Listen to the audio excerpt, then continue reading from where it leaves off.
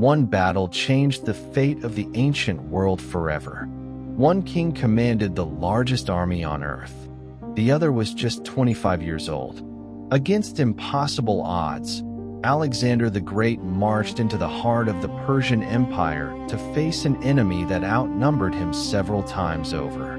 Historians have debated the exact numbers for centuries, but one fact remains beyond dispute. On the plains of Gaugamela, Alexander achieved one of the greatest military victories in human history. The battle that destroyed the Persian Empire and created a legend that still inspires generals more than 2,000 years later. By the 4th century BC, the Persian Empire was the largest and richest state on earth. It stretched from Egypt in the west to the mountains of Central Asia in the east, covering millions of square kilometers and ruling over dozens of different peoples, languages, and cultures. Its kings commanded immense wealth, enormous armies, and the resources of 3 continents. At its head stood King Darius III, ruler of an empire that had dominated the ancient world for more than 200 years. To most people, defeating Persia was simply unimaginable. Yet one young Macedonian king believed the impossible could become reality.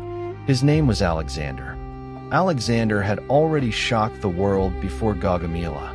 In 334 BC, he crossed the Hellespont and invaded Asia with an army of barely 40,000 men. 1 year later, at the Battle of Issus, he defeated Darius III for the first time, forcing the Persian king to flee the battlefield and abandon his own family. Despite this humiliating defeat, the Persian Empire remained incredibly powerful. Darius still controlled vast territories, commanded enormous resources, and could raise another massive army. After capturing the wealthy cities of Phoenicia and Egypt, Alexander marched east once again, knowing that one final battle would decide the fate of both empires.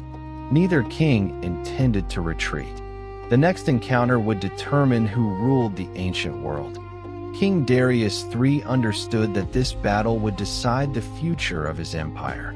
Unlike Issus, where the narrow terrain had worked against him, he carefully chose the battlefield near Gaugamela, a vast open plain perfectly suited for his enormous army. Persian engineers even leveled sections of the ground so that scythe chariots could charge at full speed without obstacles.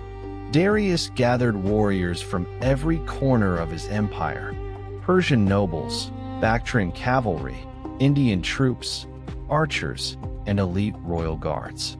Alexander also knew there would be no second chance. Before dawn, he walked through the Macedonian camp, speaking calmly to his soldiers. Both kings understood that by sunset, one of them would rule the ancient world, and the other would lose everything. Although Darius commanded a much larger army, Alexander trusted the quality of his soldiers rather than their numbers. At the heart of his army stood the Macedonian phalanx, thousands of disciplined infantry carrying the 6-meter-long sarissa. Together, they formed an almost impenetrable wall of spear points. On the right wing waited the companion cavalry, the finest shock cavalry of the ancient world, led personally by Alexander himself. Darius relied on overwhelming numbers, powerful cavalry, scythe chariots, and elite Persian guards. Modern historians still debate the exact size of both armies, but nearly all agree on one point: Alexander faced a significantly larger force. Yet for him, victory had never depended on numbers alone. It depended on speed, discipline, and perfect timing. At first light on October 1st, 331 BC, both armies took their positions on the plains of Gaugamela.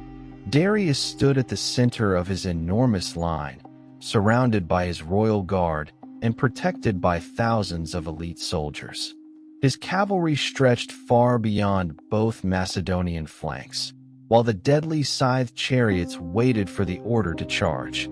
Alexander placed himself on the Macedonian right wing beside the companion cavalry, exactly where he intended to strike. Instead of attacking immediately, he did something completely unexpected. Rather than marching straight toward the Persian army, Alexander slowly led his entire right wing sideways across the battlefield. At first, the movement made no sense, but it was the opening move of one of history's greatest tactical masterpieces. As Alexander continued moving to the right, Darius made the mistake Alexander had been waiting for. Fearing that the Macedonians might outflank his army, the Persian king ordered large sections of his cavalry to follow. Slowly, the Persian line stretched farther and farther across the plain. Small gaps began to appear between different units. Alexander saw exactly what he wanted. At the perfect moment, he wheeled the companion cavalry sharply to the left and drove straight toward the opening that had formed near the Persian center. It was an incredibly risky maneuver. If it failed, Alexander himself could be surrounded. But if it succeeded, the heart of the Persian army would be exposed. The decisive moment of the battle had arrived. Alexander's charge struck with devastating speed. The companion cavalry smashed through the opening before the Persians could close it. Behind them, the Macedonian phalanx advanced relentlessly, preventing the surrounding Persian forces from reacting in time. Alexander drove directly toward the royal chariot of Darius III, cutting through the elite guards protecting the Persian king. For a brief moment, the fate of the entire empire rested on a single point of the battlefield. Seeing Alexander rapidly approaching, panic spread through the royal escort. Then, just as he had done at Issus, Darius made the fatal decision. He turned his chariot and fled. The sight of the great king abandoning the battlefield shattered Persian morale. Across the enormous army, confidence collapsed in an instant. The battle had been decided. The victory at Gaugamela transformed the ancient world almost overnight. Without their king, the Persian army dissolved into a chaotic retreat across Mesopotamia.